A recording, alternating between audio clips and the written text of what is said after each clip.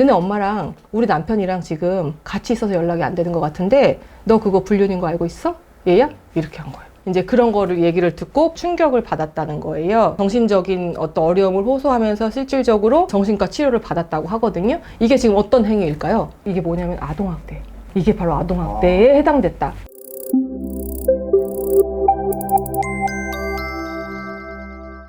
안녕하세요. 이혼 전문 박은주 변호사입니다. 저희가 항상 조심해야 된다 이러면서 이제 상간소송과 이혼소송에서 같이 함께 형사사건으로 비화될 수 있는 것에 대해서 제가 종종 설명을 드리잖아요. 부정행위의 피해자라고 하더라도 이제 잘못했다가는 본인이 오히려 형사사건에서 범죄자가 돼서 형사처벌을 받을 수 있으니까 이런 점을 조금 조심하셔야 된다라고 이제 좀 주의를 드리고, 실질적으로 저희 의뢰인분들이나 상담 오셔서 저 이렇게 하고 싶어요 라고 하는데 제가 웬만하면은 조금 다 안 하셨으면 좋겠다 그렇게 얘기하거든요. 벌금 내도 상관없어요 이러는 거예요. 그래서 벌금이 과태료 정도로 생각을 하시는데 벌금은 전과자 되는 거예요. 전과 기록이 남는 거고. 그래서 오늘은 조금 요즘에 나온 판례들 한 2개 정도 설명을 드리고 그 외에 이제 되게 궁금해 하시는 것들 설명을 드릴 거예요. 배우자가 부정행위, 이제 외도를 했어. 그래서 이혼을 하는 과정에 있는 거죠. 이제 참을 수가 없어. 이제 사내불륜을 했나 봐.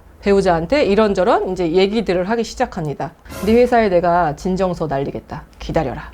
이렇게 된 이상 죽을 때까지 끝까지 그냥 물고 늘어지겠다. 네 주변인들한테 싹 다 너의 만행을 알리겠다. 이거 모두 다 협박. 공포심을 유발하게 하는 그런 언행들은 다 형법상의 협박에 해당돼요. 그러면은 처벌 수위가 얼마냐라고 궁금하실 것 같아요. 그렇죠? 얼마일 것 같아요? 약해요. 벌금 50만 원. 벌금 50만 원 나왔어요. 네. 우리 다 벌금 전과 웬만하면 있지 않습니까? 여러분 없어요? 없어요?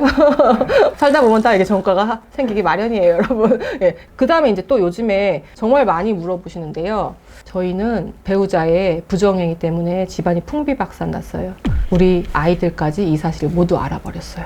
아이가 이제 우연히 부모의 휴대폰을 보다가 그걸 발견을 해서 사춘기 아이가 충격을 먹었다던가, 그래서 이제 막 비행을 한다거나 아이들이 우울증을 시달린다거나 이렇게 해서 내 새끼들이 이렇게 고통받는 거가 나는 참을 수가 없다. 내 남편, 내 부인하고 외도를 한 상대방도 이제 또 가정이 있는 사람일 경우에 거기 또 자식이 있는 경우가 많거든요. 거기도 이제 정상적인 가정을 이끌고 있는데 저것들은 아무런 피해 없이 너무 행복하게, 내가 인스타 보니까 또 가족여행 갔더라고 막 꼭 그래. 그래서 내가 상간자의 자녀들에게 부모의 비행을 알리겠다. 알리고 싶어요.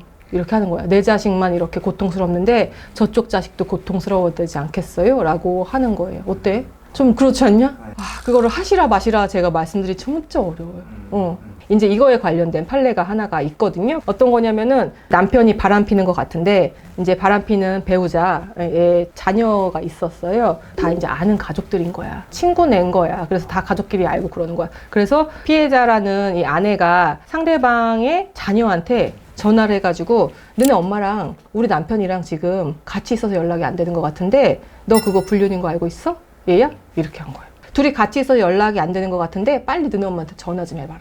이렇게 하면서 아이가 이제 그런 거를 얘기를 듣고 불륜, 이혼 막 이런 얘기를 듣고 충격을 받았다는 거예요. 정신적인 어떤 어려움을 호소하면서 실질적으로 정신과 치료를 받았다고 하거든요. 이게 지금 어떤 행위일까요? 아이한테.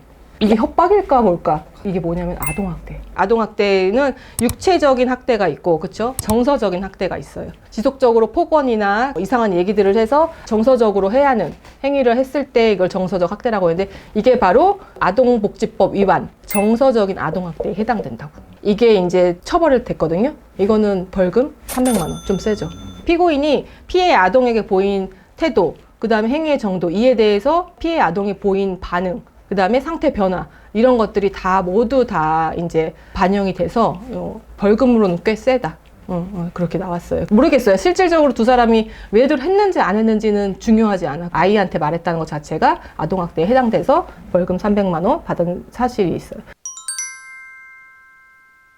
그 다음에 요즘에 이제 많이 문의하시는 게 이렇게 있거든요. 배우자의 외도 같은 증거를 어디서 찾아? 배우자의 휴대폰에서 거의 많이 찾거든요. 그렇죠? 근데 그 휴대폰을 우리가 배우자의 휴대폰을 본단 말이야. 그래서 막 들어가서 보잖아요. 근데 들어가는 방법에는 참 여러 가지가 있지 않겠습니까? 증거를 확보하는 과정에서 배우자, 즉 남매의 휴대폰을 본 것에 대해서 형사처벌 대상이 항상 될 수 있어요. 배우자가 비밀번호를 설정을 해놨어. 그러고 그걸 공유하지 않았어. 근데 몰래 알아낸 거야. 몰래 이렇게 곁눈질해서 알아본 거야. 배우자가 잠을 잘 때나 뭐 어디 갔을 때 휴대폰을 몰래 이렇게 열고서 시정장치를 풀고 들어가서 뭔가 카톡 내용을 보거나 사진이나 그쵸 외도의 증거들을 다 빼냈어. 그거는 명백하게 정보통신망법 위반이에요. 명백하잖아요. 그쵸? 네. 근데 실무에서 굉장히 많이 문제되는 거는 두 가지인데요. 뭐냐면은 비밀번호 나한테 평소에 공유하고 있었어요. 핸드폰에 비밀장치를 잠금을 해놓지도 않아요. 그냥 누구나 다 접근 가능하게 해놔서 다 확인을 하고 내가 항상 확인을 했어요.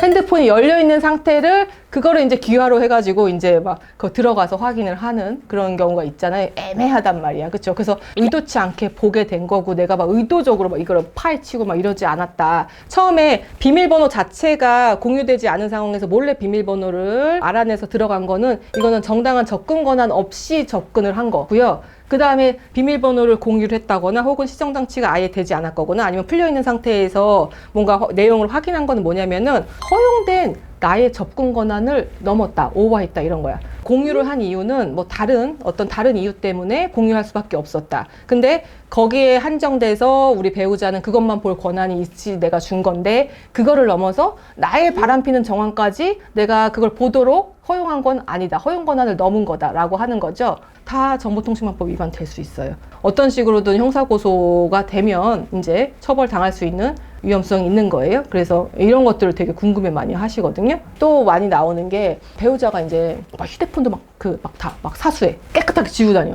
접근할 수가 없어. 그럼 우리가 두 번째로 생각하는 게 뭐냐면요. 배우자의 차량에 녹음기를 설치를 하거든요. 차 안에서 이루어지는 대화나 아니면 부정행위 자체에 대해서 뭐 증거를 확보하려고 하거나 아니면 블루투스로 전화를 하는 것에 대해서 그쵸? 녹음을 시켜가지고 그거를 증거로 하려고 하는데 그건 정말 명백한 도청행위고 명백한 불법행위거든요. 그래서 최종적으로 다른 증거가 뭐 없다라고 하면은 이제 그런 부분에 대해서 우리가 고려를 해서 형사처벌 될 수도 있는데 한번 내볼까요? 라고 하는데 차량에 있는 뭐가 있어요? 블랙박스가 있죠.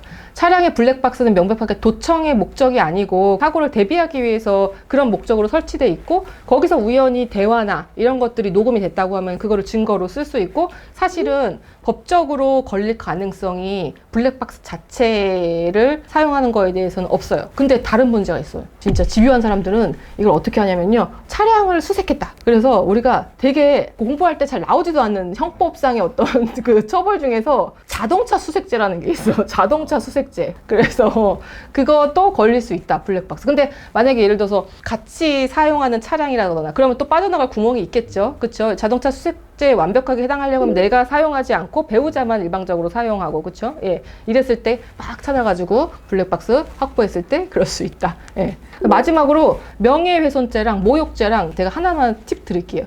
명예훼손죄나 모욕죄나 다 전파 가능성이라고 해서 공공의 장소나 이런 데서 제3자가 들을 수 있는 곳에서 어제 어디 모텔에서 내 남편이랑 잔 이런 나쁜 년아 뭐 이러면서 구체적으로 어때 설시를 해. 이거는 명예훼손이에요. 구체적인 사실, 그게 진실이든 아니든 사실을 적시해서 제3자의 명예를 훼손하는 거야. 근데 야 이 상간년아 모욕죄예요. 그냥 이렇게 딱 하고 소리 지르잖아? 모욕. 큰 차이는 없어요. 왜냐면은 처벌 수위는 비슷하거든요. 네. 상간과 이혼 소송에서 형사사건으로 비화될 수 있는 여러 가지 범죄 행위에 대해서 설명을 해드렸는데요. 우리 모두 이제 조심해야 되는 그런 상황인 거죠. 오늘 영상이 유익하셨다면요. 구독과 좋아요 눌러주세요. 안녕.